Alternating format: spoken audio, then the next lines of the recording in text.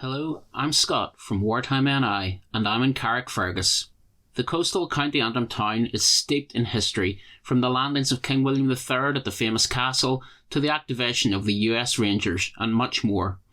We are at a special event to mark the anniversary of the North Irish Horse's involvement in the Battle of the Adolf Hitler Line. This hard-fought victory alongside the Canadian Infantry came during the Italian campaign of the Second World War. Raised following the Second Boer War, the North Irish Horse is a yeomanry unit of the British Territorial Army. In the years after the Great War, the regiment was reduced to a single man. The outbreak of the Second World War saw the North Irish Horse raised once again, and they went on to serve with distinction in North Africa and Italy. Today, the name of the regiment remains in use within the British Army. There are both B, North Irish Horse Squadron of the Scottish and North Irish Yeomanry, and 40 North Irish Horse Signal Squadron. In 1944, the North Irish Horse played a significant part in the Allied campaign in Italy. This was despite General Montgomery's belief that the Churchill tank was impractical for the task at hand. By May 1944, under the command of Lord O'Neill, North Irish Horse would progress to the Adolf Hitler Line during Operation Chesterfield. The tanks of the Horse supported 1st Canadian Division on 23rd May 1944, under intense fire as they attempted to break through a 3,000-yard front. North Irish Horse sustained heavy casualties and merged depleted squadrons together in a bid to continue.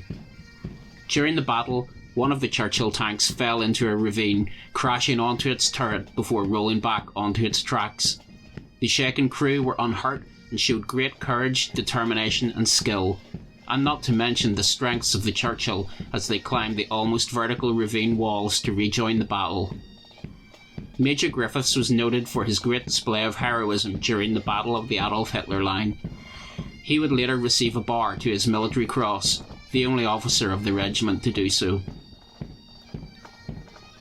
During the night of 23rd of May 1944, the German defenders began to withdraw and evacuate their positions. Canadian Infantry with support from the North Irish Horse and other tanks of the Royal Tank Regiment had broken through the line.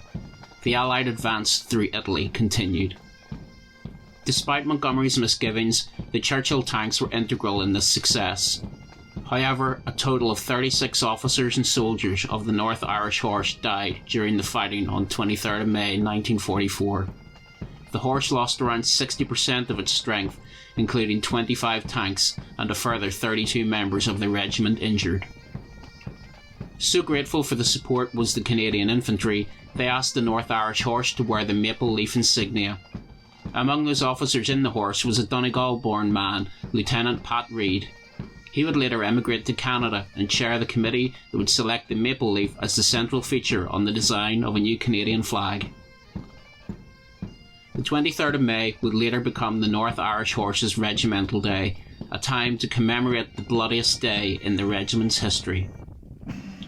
Each year, Mid and East Antrim Council and the North Irish Horse Regimental Association commemorate the Battle of the Adolf Hitler Line with a parade, an act of remembrance, wreath laying, a church service and military inspections.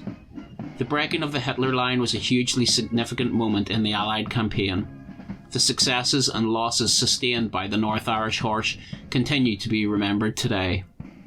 For more on Carrickfergus and its connections to the Second World War, visit WartimeNI.com.